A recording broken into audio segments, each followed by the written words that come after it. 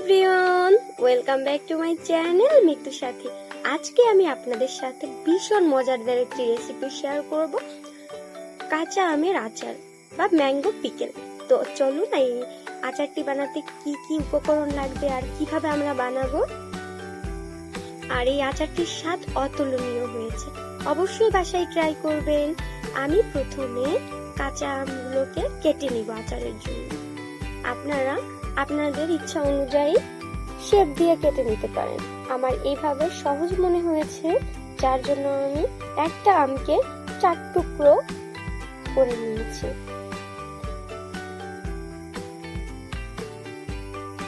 তো এই আম কাটার জন্য সাহায্য করেছে আমাকে জেন্টস। তো দেখতেই পাচ্ছেন আমগুলোর একটু আঠি যখন শক্ত হয় ওই পর্যায়ে আমের আচারটা খুব স্বাদ হয় আর খেতেও অনেক মজা লাগে। তারপর আমরা চলে যাব মশলার উপকরণ।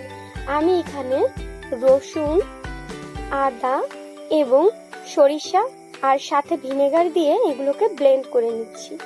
তো দেখতেই পাচ্ছেন আমার ব্লেন্ড করা হয়ে গেছে। আর আমি এখানে নিয়েছি আচারের মশলা। আমি এখানে আচারের মশলাগুলোকে গুঁড়ো করে নিয়েছি। তারপর আমি এখানে তেলের সাথে কিছু পাঁচফোড়ন দিয়ে দিচ্ছি।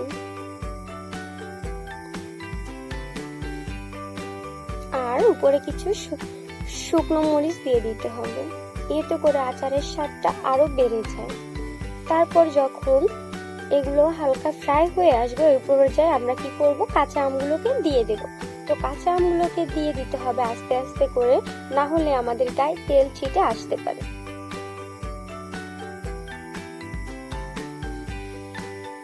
এইভাবে আমাদের অল্প অল্প করে দিয়ে দিতে হবে।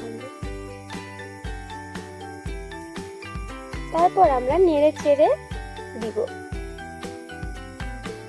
তো দেখতেই পাচ্ছেন আমি কড়াইতে সবগুলো আম দিয়ে দিয়েছি। এখন আমি একটা খুন্তি দিয়ে এগুলোকে নেড়ে দিচ্ছি।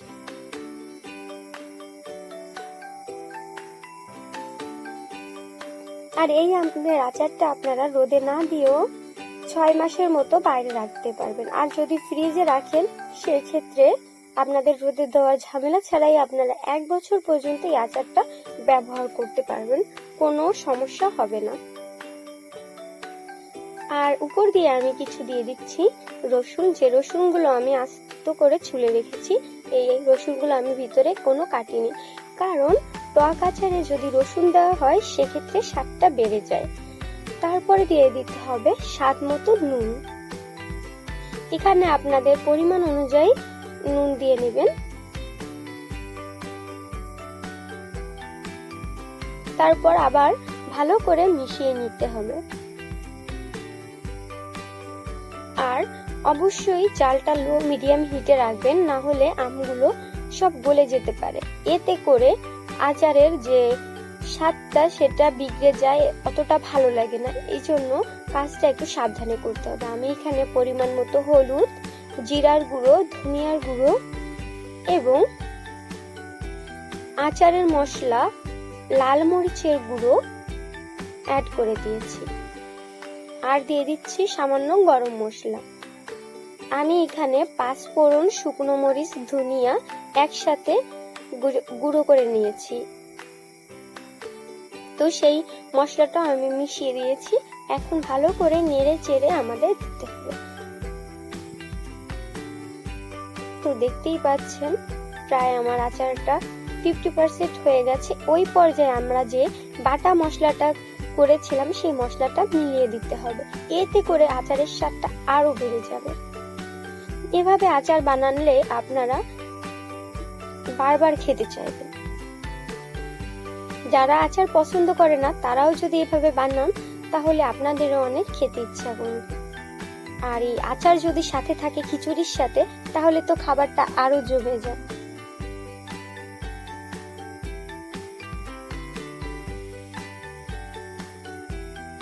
আর আমি এখানে পরিমাণ মতো কিছু চিনি দিয়ে দিচ্ছি, এতে করে আচারের স্বাদটা আরো দ্বিগুণ হয়ে যায়। কারণ টক জিনিসে হালকা চিনি দিলে এর স্বাদটা বাড়ে। সেক্ষেত্রে আপনারা এখানে চিনি দিতেও পারেন, নাও দিতে পারেন, কারণ আপনাদের পছন্দ অনুযায়ী এখানে চিনিটা ব্যবহার করবেন। আর বেশি দিলে আচারের যে স্বাদটা সেই স্বাদটা আবার নষ্ট হয়ে যাবে, কারণ এইটা হচ্ছে টক ঝাল মিষ্টি আচার, যে আচারটা আপনারা ভাতের সাথে বা খিচুড়ির সাথে যে কোনো কিছুর সাথে খেতে পারবেন। তো আমার আচারটা প্রায় হয়ে গেছে। তো দেখতেই পাচ্ছেন উপর দিয়ে তেল ভেসে আসছে আর খুব সুন্দর একটা কালার চলে এসেছে। এইভাবে আমাদের কিছু সময় একটু নেড়ে চেড়ে দিতে হবে।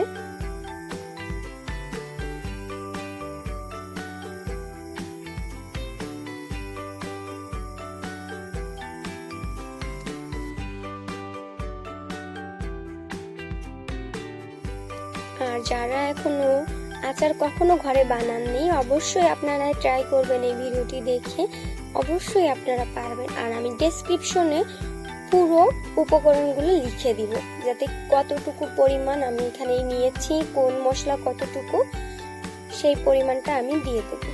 এই আচারে আপনারা কোনো রকম পানি ব্যবহার করবেন না।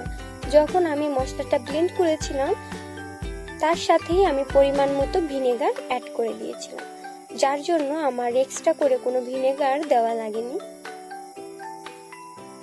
ভিনেগারটা দেওয়া হয় এই কারণে যাতে আচারটা বেশি দিন সংরক্ষণ থাকতে পারে। এতে করে আচারের উপর দিয়ে একটা ফাঙ্গাস বা কেমন একটা পড়ে, যেন ওই জিনিসটা না পড়ে ফাঙ্গাসের মতো, এই কারণে আমরা ভিনেগারটা ব্যবহার করে থাকি। তো আমার আচারটা একদম রেডি, ঠান্ডা করে নিয়েছি, এখন আমাদের জারে ভরে নিতে হবে। তো আমি এখানে একটি কাচের জার নিয়েছি, এখন আমি আচারগুলোকে একটু একটু করে দিয়ে দিব।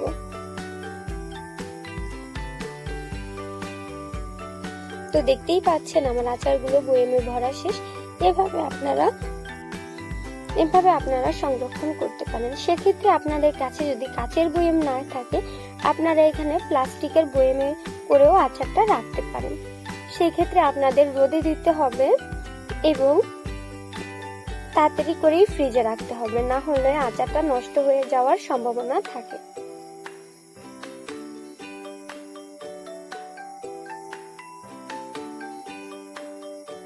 তো দেখতেই পাচ্ছেন আমি আচারগুলোকে সুন্দর করে ভরে দিচ্ছি, এতে করে আমার আচারটা ভালো থাকবে। আর উপর দিয়ে আচারটা দেওয়ার পর কিছুটা আচারের তেল দিয়ে দিবেন, যাতে আচারটা নষ্ট না হয়ে যায়। এইভাবে আপনারা আচার বানিয়ে সারা বছর সংরক্ষণ করতে পারেন। তো প্রত্যেককে ভালো থাকবেন, সুস্থ থাকবেন। আমার এই ভিডিওটি যদি আপনাদের কাছে ভালো লেগে থাকে, অবশ্যই আপনারা লাইক দিবেন এবং কমেন্ট করে আপনাদের মতামতটা জানাবেন। আর সকলের সুস্বাস্থ্য কামনা করছি। আমার এই ইউটিউব চ্যানেলটা নতুন, অবশ্যই আপনাদের সাপোর্ট এবং ভালোবাসার প্রয়োজন আমার, কারণ আপনাদের সাপোর্ট ভালোবাসা ছাড়া আমি কিছুই করতে পারবো না। তো আপনারা সবাই আমাকে সাপোর্ট করবেন, আমাকে সহযোগিতা করবেন, যাতে আমি আপনাদের অনুপ্রেরণায় আমি নতুন নতুন ভিডিও কন্টেন্ট ক্রিয়েট করতে পারি এবং অনেক দূর এগিয়ে যেতে পারি। আজকে বিদায় নিচ্ছি, সবাই ভালো থাকবেন, সুস্থ থাকবেন আর নিজেদের খেয়াল রাখবেন। টাটা।